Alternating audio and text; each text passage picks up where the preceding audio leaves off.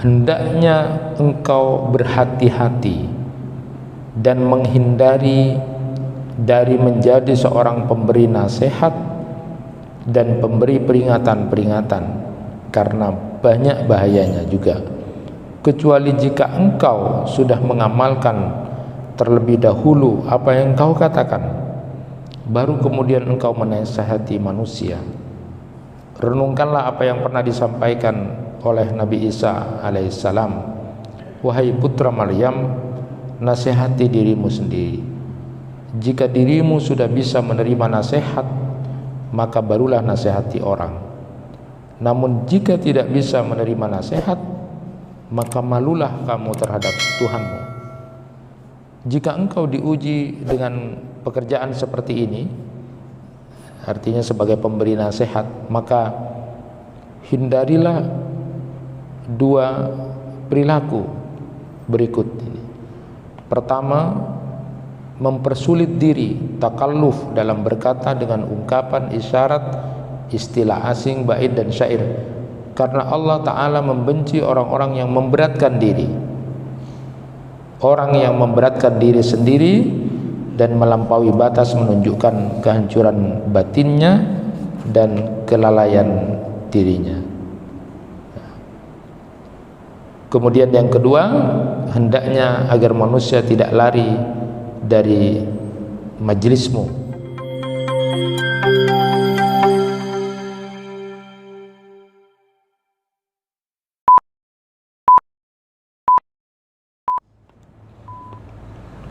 Assalamualaikum warahmatullahi wabarakatuh. Alhamdulillahi rabbil alamin, wa bihi nasta'inu ala umuri dunya waddin. Ashhadu an la ilaha illallah wahdahu la syarikalah, wa ashhadu anna Muhammadan abduhu wa rasuluh. Allahumma salli wa sallim wa barik ala nabiyyina Muhammadin wa ala alihi wa ashabihi ajma'in. Rabbi shrah li sadri wa yassir li amri wahlul 'uqdatam min lisani yafqahu qawli, amma ba'du. Bapak dan Ibu jamaah kuliah subuh yang dirahmati Allah, saya ingin lanjutkan nasihat Imam Al-Ghazali dalam kitab Ayyuhal Waladnya itu. Beliau mengatakan begini, Ayyuhal walad, inni ansahuka bisamaniyati asya, ikbilha minni li'alla yakuna ilmuka hasmaka yaumal qiyamah, ta'malu minha arba'ah wa tada'u minha arba'ah. Wahai anakku, aku nasihatkan kepadamu 8 perkara. Terimalah dia dariku, agar nanti ilmumu tidak menjadi masalah bagimu nanti di hari kiamat. Amalkan 4 perkara dan tinggalkan 4 perkara darinya. Jadi menurut Imam Al-Ghazali itu, ilmu itu bisa menjadi sesuatu yang masalah nanti di hari kiamat, kalau ilmu yang kita tahu tidak kita amalkan.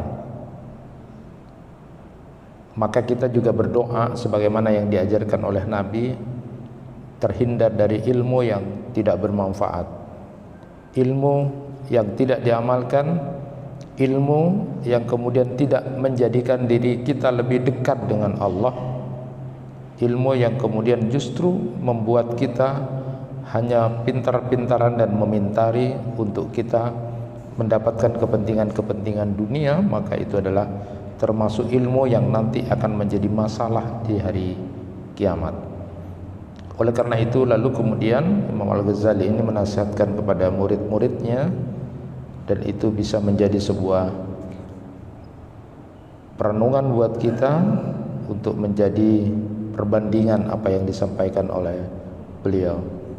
Ammal lawati tada'u fa ahduha alla tunadira ahadan fi mas'alatin mastata'ta li'anna fiha afat katsira fa ismuha akbaru min naf'iha id hiya manba'u kulli khuluqin damimin karya wal hasad wal kibri wal hikdi wal adawati wal mubahat wa ghairiha. Na'am, law waqa'a mas'alatun bainaka wa baina syahsin aw qaum wa kanat iradatuka fiha an tudhiral haqqa wa la yadi jazal bahthu, lakin litilkal iradati alamatan ihdahuma alla tufarriqa baina ayyan kasifal haqq ala lisanik aw ala lisan ghairik, wassaniyatu ay yakuna al bahsu fil khala ahabba ilaika min ay yakuna fil mala'i. Yang pertama dari apa yang harus engkau tinggalkan, jadi amalkan 4 perkara dan tinggalkan 4 perkara. 4 perkara yang engkau tinggalkan, pertama, wahai anakku, sebisa mungkin kamu tidak berdebat dengan siapapun, karena di dalamnya terdapat banyak hal yang membahayakan. Dosanya lebih besar daripada manfaatnya, karena dia merupakan penyebab akhlak yang tercela, bisa menjadi riya, bisa menjadi dengki, bisa menjadi sombong, bisa menjadi permusuhan, saling membangga-banggakan diri dan yang lainnya. Jadi yang pertama diingatkan, sebisa mungkin tidak usah berdebat, karena ini banyak sekali mudaratnya.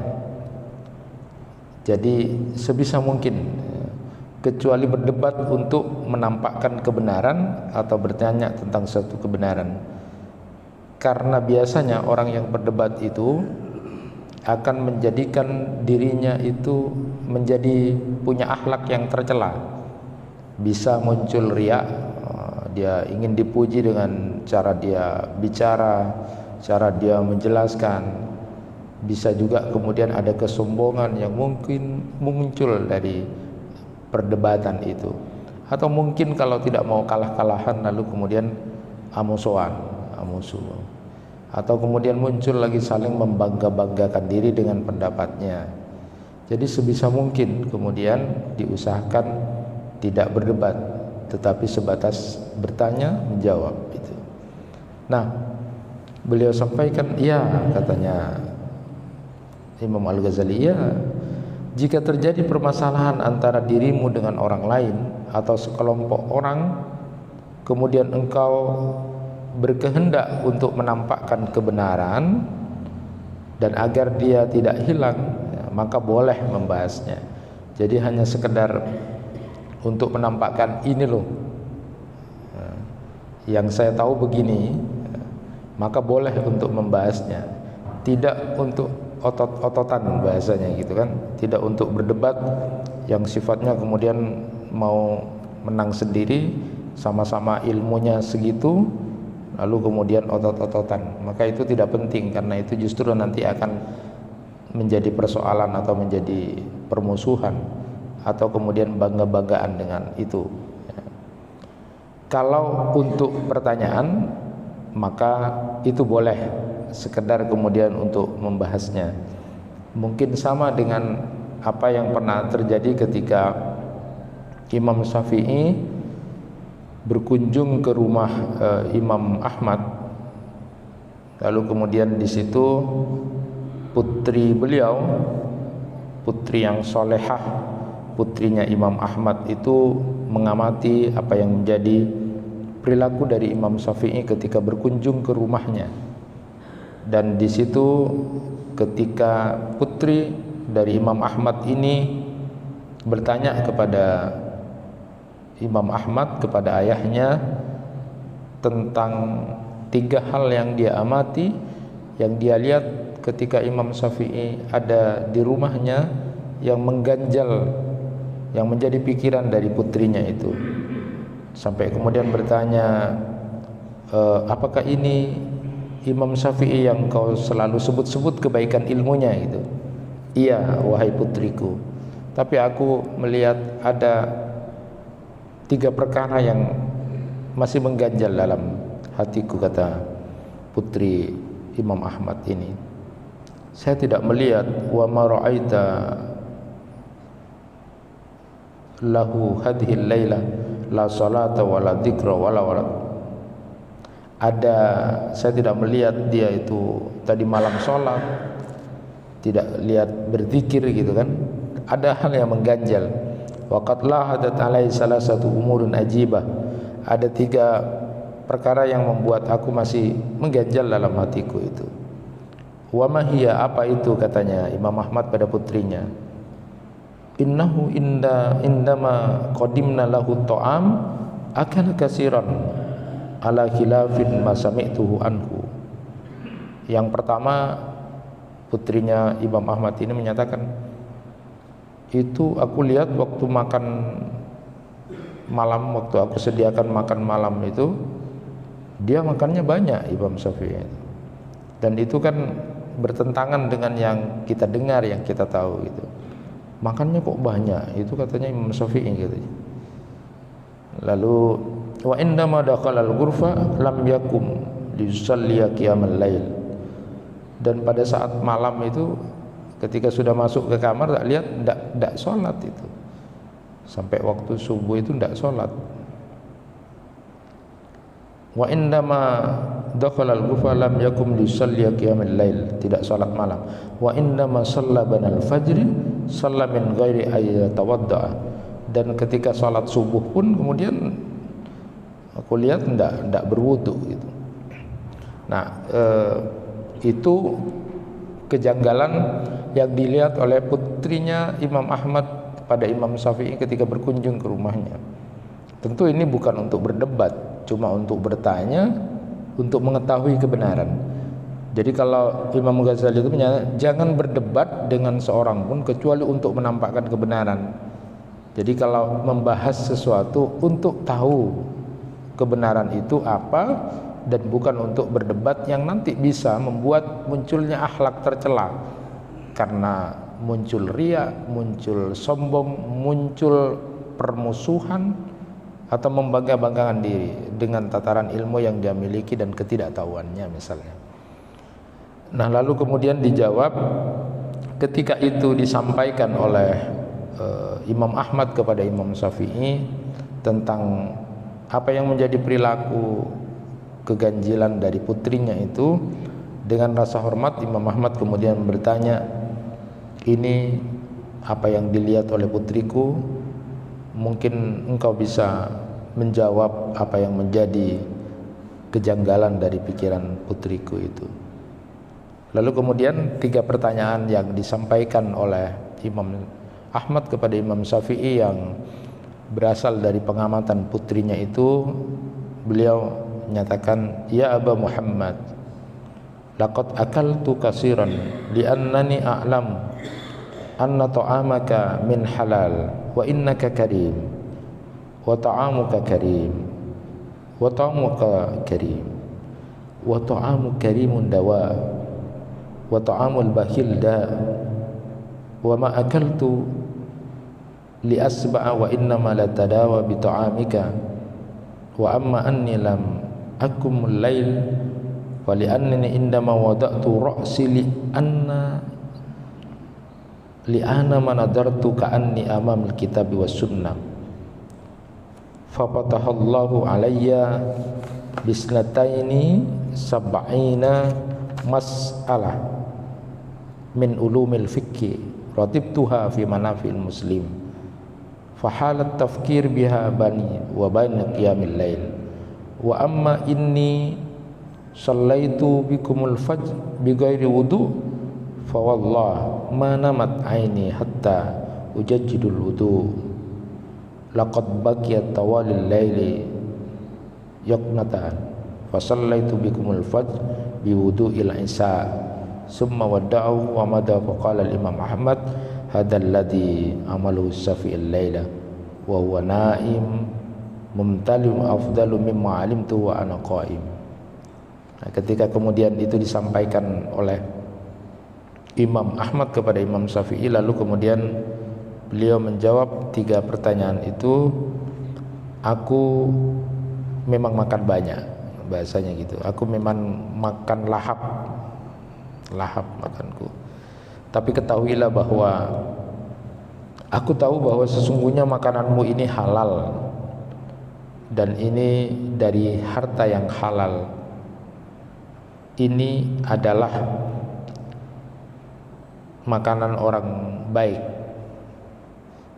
Kamu baik. Jadi Imam Ahmad itu orang baik, makanannya baik dari yang halal. Maka beliau sebutkan makanan yang baik itu adalah obat, sedangkan makanan dari orang yang bakhil itu penyakit. Maka aku tidak akan makan sesuatu kecuali itu akan menjadi obat bagiku, maka aku makan lahap di sini. Itu jawaban dari Imam Syafi'i. Ini menjadi sebuah dalil sebenarnya untuk sebuah pemikiran kita. Memang kita tidak boleh mengklaim membeda-bedakan antara oh itu orang bakhil loh, orang pelit Latina lah, kau tak akan disemaskema nyaman itu penyakit itu. Ada yang seperti itu dalam hati. Ada yang kemudian memang orangnya tulus, dia senang dihabiskan, dia senang makan, dan dia dikenal orang yang dermawan, maka makan yang lahap di situ. Jadi katanya Imam Syafi'i, aku tahu ini adalah makanan baik, kamu adalah orang baik, dan aku tahu bahwa makanan dari orang baik dan yang halal itu akan menjadi obat. Nah, tapi ini tidak boleh dijadikan dalil suatu saat bapak kemana-mana, nama nyaman makan, banyak banyak. Ari akan orang baik, jangan dijadikan dalil. Tidak ada itu ya. Tetap diusahakan untuk ada ukurannya. Hanya ini pada waktu tertentu rasa senang untuk menghormati tuan rumah itu juga akan menjadi senang ketika dimakan dengan lahap. Karena kadang-kadang ada juga tuan rumah yang kemudian mata dek kepir orang ya, itu bakhil ya. Jadi cara berpikir dari Imam Syafi'i ini menjadi baik gitu ya, bahwa oh ini orang baik, aku senang kalau bersama orang baik, dan ternyata yang halal aku habiskan saja. Katanya Imam Syafi'i, itu hartanya orang saya cerai, bakhil, medit itu ada tetapi penyakit itu. Maskeman nyaman tak kana itu. Nah, tapi kita tidak boleh untuk menjustifikasi orang itu bakhil itu. Nah, tapi itu jawaban, tidak untuk berdebat. Dan kemudian kenapa kemudian tidak sholat malam? Sampai kemudian dilihat ini tidak sholat itu. Padahal kan Imam Syafi'i selalu diagung-agungkan oleh bapaknya gitu kan, karena saling menghormati, saling memuji antar sesama ulama. Lalu kemudian dijawab, tadi malam itu ketika aku mau tidur itu, aku melihat seolah-olah Allah menampakkan Al-Quran dan Sunnah itu, sampai kemudian aku semalaman itu bisa memikirkan atau sampai kemudian meramu 72 masalah fikih. Jadi selama semalam itu sampai tidak salat malam itu karena oh ini hukumnya gimana, ini hukumnya. Allah seolah-olah tampakkan ayat-ayat Al-Quran dan hadis-hadis Nabi itu berkaitan dengan 72 masalah fikih. Luar biasa namanya. Sampai kemudian sampai menjelang salat subuh, sehingga dilihat tidak salat. Karena Imam Syafi'i mengatakan talabul ilmu afdalu min salatin nafilah. Jadi mencari ilmu itu lebih utama dari salat sunnah pada waktu itu saja. Lalu kemudian dibukakan, Allah membukakan aku 72 masalah fikih, dan itu untuk umat. Jadi tidak ada laisa ba'dal faraid afdalu min talabil. Tidak ada yang lebih utama kecuali kemudian menuntut ilmu, yang kemudian ilmu itu bisa memberikan manfaat yang banyak. Nah, itulah yang membuat kemudian dia tidak sempat sholat subuh, karena dia dibukakan ilmu ya. Enggak tahu kita mungkin pernah tidak tidur sampai mau subuh, apa mikir ilmu gitu atau mikir yang lain-lain gitu. Kalau Imam Syafi'i tidak sampai sholat malam itu gara-gara dibukakan begitu.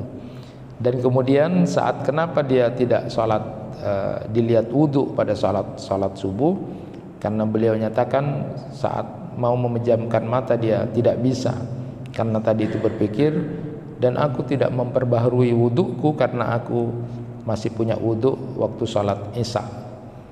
Nah, ini yang kemudian dijawab oleh Imam Syafi'i kepada Imam Ahmad yang menjadi kejanggalan dari apa yang dilihat. Jadi tidak berdebat, tetapi menampakkan hal yang ingin diketahui, kebenaran agar tidak hilang. Maka boleh membahasnya, kata Imam Al-Ghazali. Akan tetapi keinginan itu harus memenuhi dua syarat kalau kita ingin mau tahu sesuatu. Pertama, hendaknya engkau tidak membedakan apakah kebenaran itu terungkap melalui lisanmu atau melalui lisan selainmu. Dan yang kedua, pembahasan tersebut dilakukan di tempat yang sepi. Lebih engkau sukai daripada engkau lakukan di tempat yang ramai. Jadi kalau untuk menang-menangan seperti itu.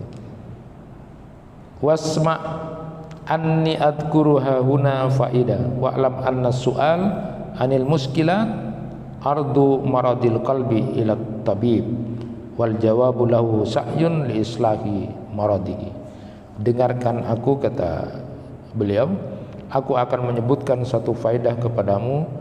Ketahuilah bahwa menanyakan tentang berbagai muskilah, tentang problem yang belum terpecahkan itu seperti memeriksakan sakitnya hati kepada seorang dokter.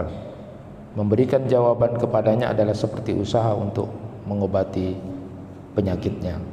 Nah, jamaah yang dirahmati Allah, pesan pertama dari Imam Al-Ghazali itu untuk ditinggalkan, jangan berdebat dengan seorang pun kecuali untuk menampakkan kebenaran atau mendapatkan informasi saja. Karena perdebatan yang kemudian tidak didasarkan pada pengetahuan yang sesungguhnya itu akan bisa menyebabkan saling bermusuhan atau mungkin menjadi riya atau menjadi sombong atau kemudian menjadi saling bangga-banggaan dengan pendapatnya.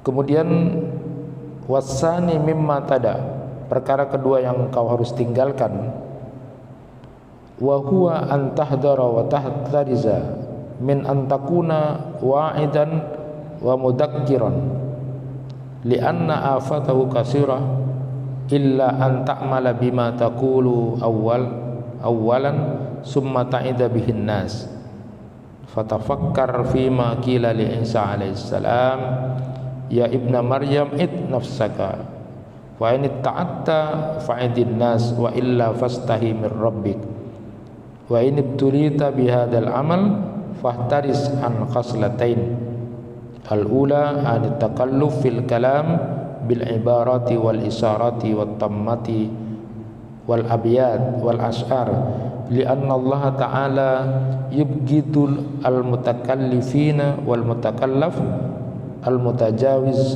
anil haddi yadullu ala kharabil batin wa ghaflatil qalb.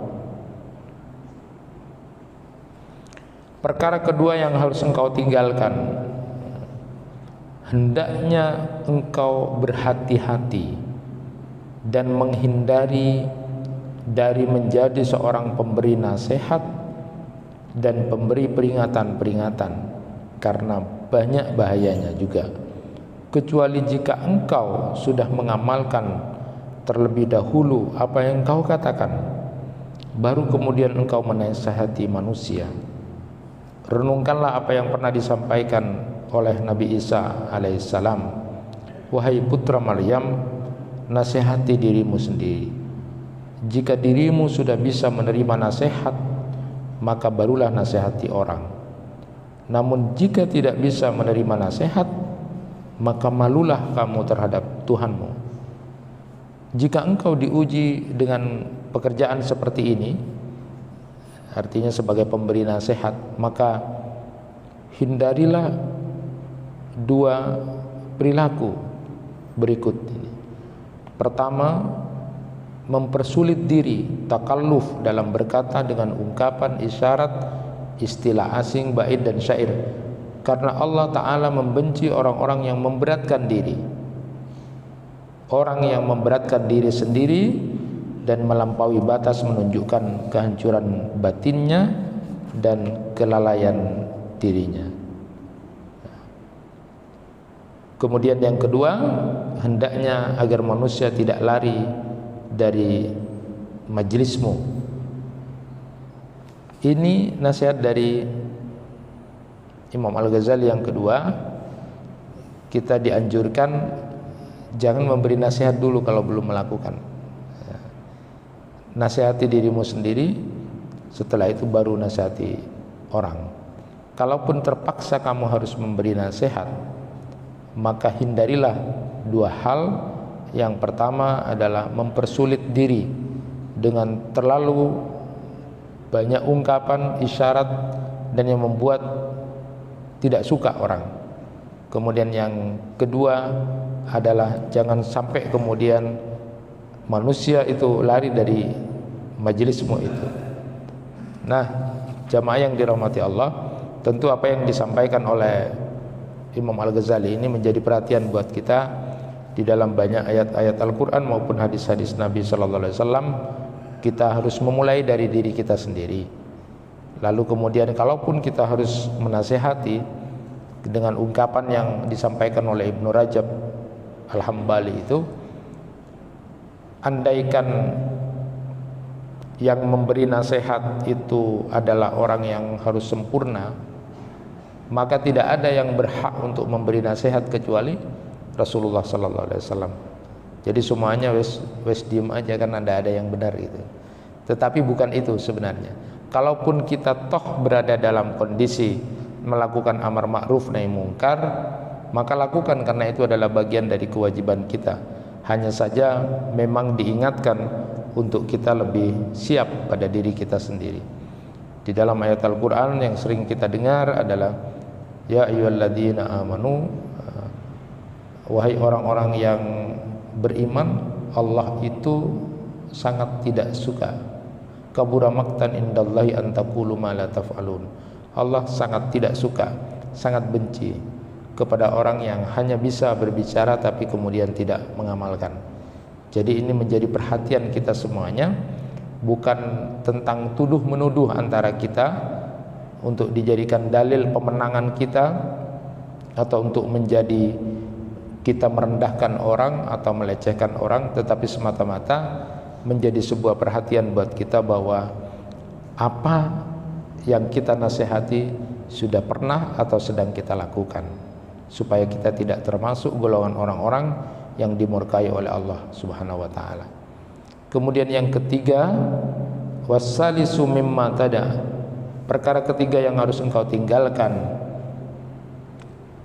annahu la tukhalitul umara wassalatin wa la tarkum li'anna ru'yatahum wa majalasatahum wa mukhalatahum afatun adhimah walau ibtulita biada' anka madhamuhum wa sana'ahum li'anna Allah ta'ala yaqdabu idha mudiyal fasik wa dhalim wa man da'a lituli baqa'ihim faqad ahabba ayyusallahu fi ardihi.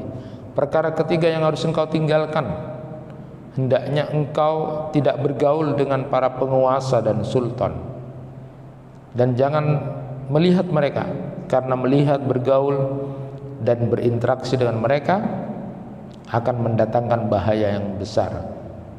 Akan tetapi jika engkau diuji untuk bergaul dengan mereka, maka janganlah engkau memujinya, menyanjungnya, karena Allah Ta'ala akan murka jika orang fasik dan orang zalim dipuji. Siapa saja yang menyeru demi kelanggengan mereka, berarti dia senang jika Allah didurhakai di buminya. Nah, ini nasihat dari Imam Al-Ghazali ya. Sejauh kita mungkin untuk tidak kemudian terlalu banyak bergaul untuk sebuah kepentingan dan keinginan pada penguasa dan sultan. Dan kalau kemudian toh kita pun harus bergaul dengan mereka, maka jangan terlalu menyanjung-nyanjung dan memuji-mujinya ya, karena Allah Ta'ala akan murka jika orang fasik dan orang zalim dipuji. Artinya apa yang disampaikan oleh Imam Al-Ghazali bukan berarti kita tidak boleh berinteraksi dengan penguasa tidak boleh bergaul, karena kita mungkin tidak bisa terhindar dari itu, apalagi dalam dunia modern kita pasti berhubungan ya. Tetapi memang harus hati-hati, harus hati-hati. Kalau asumsi dari Imam Al-Ghazali ini adalah kalau pemimpin itu atau penguasa itu fasik dan zalim, kalau sudah jelas seperti itu maka diusahakan jangan terlalu banyak bergaul dengan kelompok orang-orang seperti itu.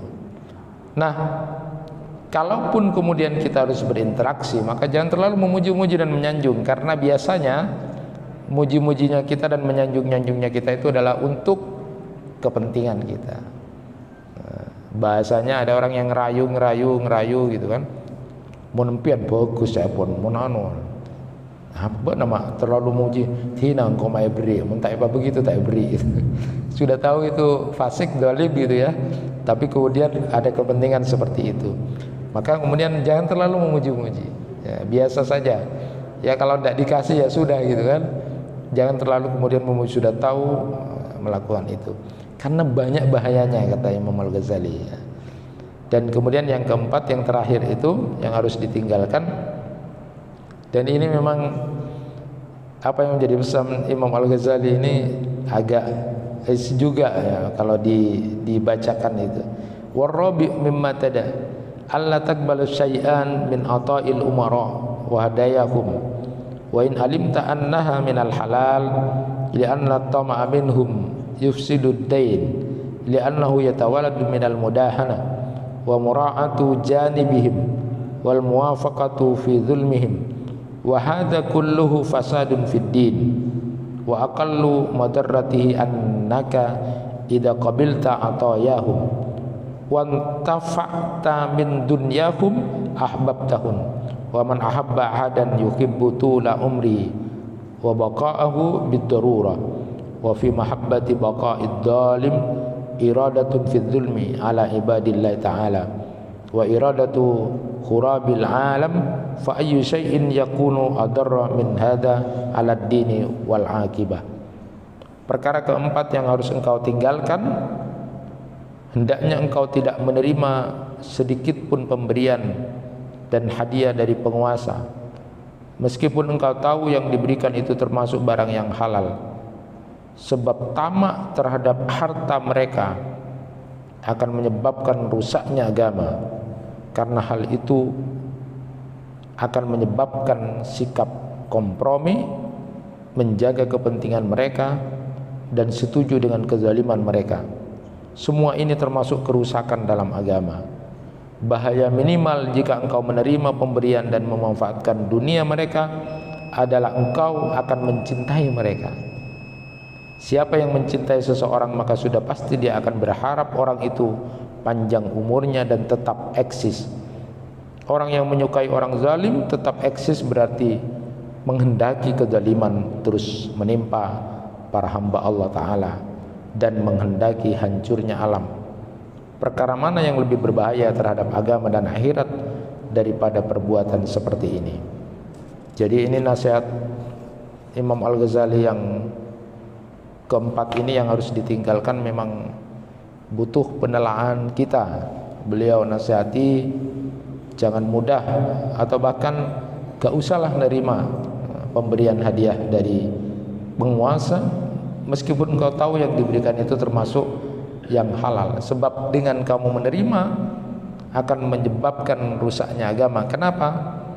Karena kamu akan menjadi kompromistis dengan dia, menjadi kemudian saling bekerja sama untuk kepentingan mereka, jika kamu tahu bahwa itu adalah penguasa yang zalim, karena itu akan merusak agamamu. Bahaya minimal ketika kamu menerima itu, kamu akan mencintai dia. Dan kalau mencintai dia yang sudah tahu zalim dan tidak baik, berarti akan muncul di diri kamu memuji dia lalu mendoakan kebaikan dia, mendoakan panjang umurnya, padahal kamu tahu bahwa dia itu zalim. Berarti kamu akan membiarkan terus kezaliman itu lama karena kamu sudah mencintai dia dan mendoakan karena kamu dikasih atau diberi sesuatu oleh dia. Bukankah ini adalah perbuatan yang lebih berbahaya daripada urusan agama dan akhiratmu? Itu yang kemudian dinasihati oleh Imam Al-Ghazali. Jauh-jauh sebelumnya beliau memberikan sebuah perhatian terhadap murid-muridnya sehingga kemudian lebih berhati-hati dalam hidup. Itu 4 hal yang harus ditinggalkan. Insya Allah pada kesempatan hari Rabu depan kita akan bahas tentang 4 hal berikutnya yang kemudian harus dilakukan. Itu yang bisa disampaikan, mudah-mudahan bermanfaat. Kurang lebihnya mohon maaf. Assalamualaikum warahmatullahi wabarakatuh.